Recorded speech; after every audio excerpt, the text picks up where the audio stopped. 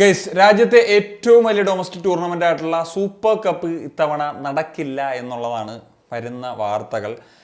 എന്താണെങ്കിലും ഇങ്ങനത്തെ ഒരു സാധ്യതയെ പറ്റി ഞാൻ കുറച്ച് മാസങ്ങൾക്ക് മുൻപ് കേട്ടതാണ്. നമ്മൾ ചാനലിലൊന്നും സംസാരിച്ചിട്ടുണ്ടായില്ല. പക്ഷേ എങ്കിൽ പോലും എനിക്കൊരു പ്രതീക്ഷ ഉണ്ടായിരുന്നു. കാരണം ഈ പറഞ്ഞ പോലെ ഏറ്റവും വലിയ ഡൊമസ്റ്റിക് ടൂർണമെൻ്റ് ആണ്, AFC സ്ലോട്ടുള്ളൊരു ടൂർണമെൻ്റ് ആണ്. അത് നടക്കാനുള്ള സാധ്യതകൾ തന്നെയായിരിക്കും ഉണ്ടാകുക എന്നുള്ളത്. ഇപ്പോൾ അത് ശരിയാണ് എന്നുള്ളത് തന്നെയാണ് നമ്മൾ മനസ്സിലാക്കുന്നത്. എന്താണെങ്കിലും എന്തുകൊണ്ട് നടത്തുന്നില്ല അല്ലെങ്കിൽ നടക്കുന്നില്ല എന്ന് ചോദിച്ചു കഴിഞ്ഞാൽ അതിനുള്ള കാരണങ്ങളിലേക്ക് വരുന്നതിന് മുമ്പ് ഈ ഒരു സൂപ്പർ കപ്പ് ഈ സീസൺ മുതൽ പാരലായിട്ട് ISL-ന് പാരലായിട്ട് തന്നെ നടക്കും എന്നുള്ളതാണ് വന്നിട്ടുള്ളത്. ISL-നും I-ലീഗിനും ലീഗ് നടക്കുന്ന സമയത്ത് തന്നെ നമ്മുടെ യൂറോപ്പിലെയൊക്കെ പോലെ തന്നെ ഒരു ടൂർണമെന്റ് എന്ന നിലയിൽ നടക്കും. അതൊരു ഇൻട്രസ്റ്റിംഗ് ആയിട്ടുള്ളൊരു കാര്യമാണ്. നമ്മളെപ്പോഴും പറഞ്ഞിരുന്നു, ഇപ്പം വീക്കെൻഡ്സിൽ ലീഗ് നടക്കുന്നു, വീക്ക് ഡേയ്സിൽ ഇങ്ങനത്തെ ടൂർണമെന്റ്സ് വരുന്നു എന്ന് പറയുന്നത് അതൊരു ഇൻട്രസ്റ്റിംഗ് ആണ്. ഹോം അവേ ഫോമാറ്റിലൊക്കെ നടക്കാൻ പോകുന്നു എന്നുള്ളത് ഒക്കെ വെച്ചിട്ട്. എന്നാൽ പിന്നീട് വാർത്ത ഒന്നും അങ്ങനെയല്ല. പഴയ ഫോമാറ്റിൽ തന്നെ ഒറ്റ വെന്യൂവിൽ വെച്ച് തന്നെ ആയിരിക്കും നടക്കുക എന്നുള്ളത്. പിന്നീട് വന്നൊരു കാര്യം എന്ന് വെച്ച് കഴിഞ്ഞാൽ അങ്ങനെയും ആകില്ല, വേറെ ഒരു ഫോമാറ്റിൽ ആണ് നടക്കുന്നത്. അതായത് ഒരു നോക്കൗട്ട് ടൂർണമെന്റ് എന്ന നിലയിൽ മാത്രം 16 ടീമുകൾ കളിക്കുന്ന ഒരു ടൂർണമെന്റ് ആയിട്ട്, അതായത് 13 ISL ക്ലബ്ബുകളും 3 I-ലീഗ് ക്ലബ്ബുകളും എന്ന നിലയിലായിരിക്കും ഉണ്ടാകുക എന്നുള്ളത്.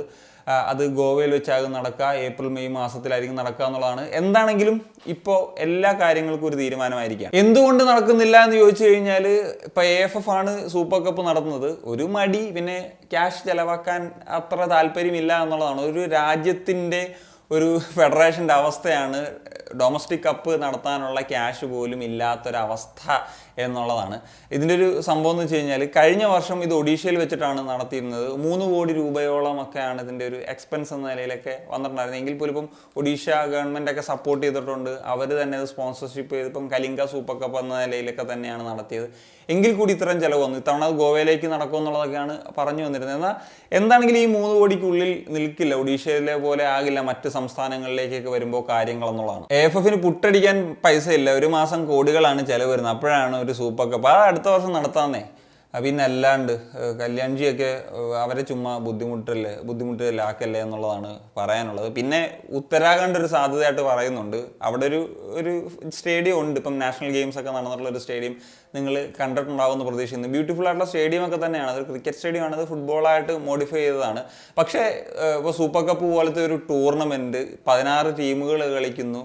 അത് എത്രമാത്രം ട്രെയിനിങ് ഗ്രൗണ്ടുകൾ അവിടെ പ്രൊവൈഡ് ചെയ്യപ്പെട്ടേക്കാം. ഇങ്ങനെയൊക്കെയുള്ള സാഹചര്യങ്ങളൊക്കെ ഇവിടെയല്ലേ. ഇപ്പം ഒഡീഷ തന്നെ നടത്തുന്ന സമയത്ത് പോലും പല ടീമുകളൊക്കെ മറ്റ് സ്ഥലങ്ങളിൽ പോയി ട്രെയിനിങ് ഫെസിലിറ്റി യൂട്ടിലൈസ് ചെയ്യുന്നു. ഉത്തരാഖണ്ഡിലൊക്കെ വെച്ച് കഴിഞ്ഞാൽ അത് എങ്ങനെ പോസിബിൾ ആകും ട്രെയിനിങ് ഫെസിലിറ്റിയുടെ കാര്യങ്ങളൊക്കെ എന്നുള്ളതാണ് ഞാൻ ചിന്തിക്കുന്നത്. അതുകൊണ്ട് തന്നെ ഈ ഉത്തരാഖണ്ഡ് എന്നൊക്കെ പറയുന്നത് ചുമ്മാ ഇപ്പം ഒന്ന് രക്ഷപ്പെടാനുള്ള ഒരു പേര് മാത്രമായിട്ടാണ് എനിക്ക് തോന്നുന്നത്. ഇനി കുറച്ച് ദിവസങ്ങളും കൂടെ കഴിയുമ്പോൾ വാർത്ത വരും സൂപ്പർ കപ്പും നടക്കാൻ പോകുന്നില്ല എന്നുള്ളത്.